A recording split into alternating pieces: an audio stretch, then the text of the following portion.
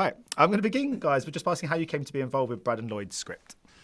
Well, we read the script, and we both just loved the concept behind the idea of a big global exciting adventure in the spy world in animation. I mean, to make a spy movie is a dream come true. And then you layer on top of that the character journey of taking the world's greatest spy in the world of espionage where you don't trust anyone. In fact, it's dangerous to trust anyone. And in order to save the world, he's going to have to learn that teamwork is going to make him stronger by working together with Walter Beck as Gadget Guy.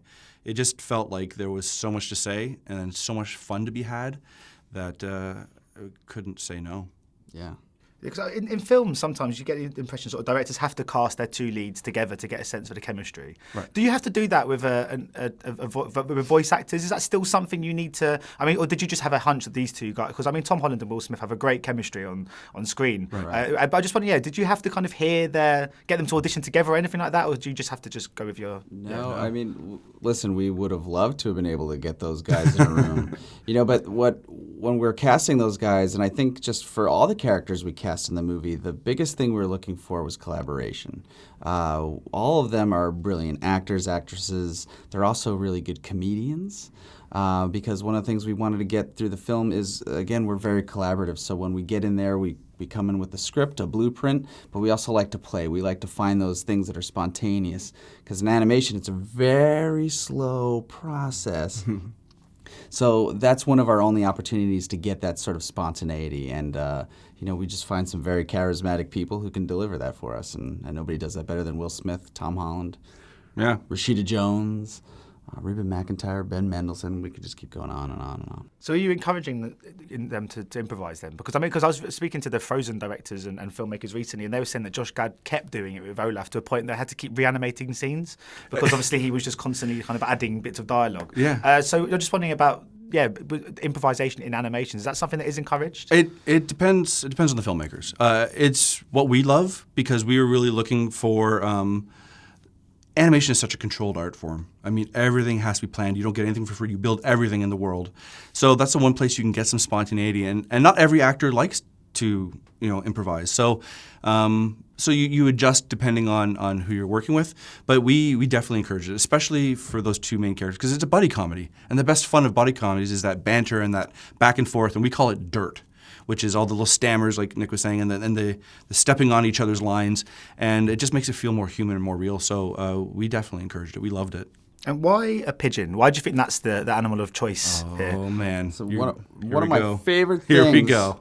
on this little press junket tour here is that everywhere we go, nobody has any respect for the pigeon. And I get it. They're rats with wings, right? But they really are an amazing species, right? They are located in every major city around the world. Nobody pays any attention to them. So it's quite possibly the perfect cover for a spy. They can fly. We all know that. But did you know that they can fly up to 92.7 miles per hour? Fact. They are fast. Because they're so fast, they can see in slow motion. Right? So we refer to it as pigeon bullet time. And then there's a benefit to having giant eyes on the side of your head. Pigeons can see up to 360-degree vision, which, as Walt Lance Sterling would say, at any time I could see your face and my butt. Right, so nobody can sneak up behind them. So they're pretty amazing. We've got to start showing more appreciation for the pigeon now. Honestly, if we do nothing else with this movie, is to convince the audience that the pigeon is the proud, noble, majestic animal that it truly is. Yeah. I just want to obviously there's a lot of focus on Will Smith because he's brilliant in this. But I mean, talk about Tom Holland because he's become this kind of global sensation in the space of sort of 3 or 4 years. Yeah. And we're obviously very proud of him over here in England. But what's he like to collaborate with on this project? You should be totally proud of him. He is one of the most amazing people we've ever met. Like I said, we started this movie years and years and years ago, and when we cast him, he was just starting on that trajectory. And we cast him because the character of Walter was probably one of the trickiest ones to cast. I mean, he's kind of a socially awkward, naive character, but who's also a genius. So there's this contradiction of really smart, but not wanting to ever feel silly.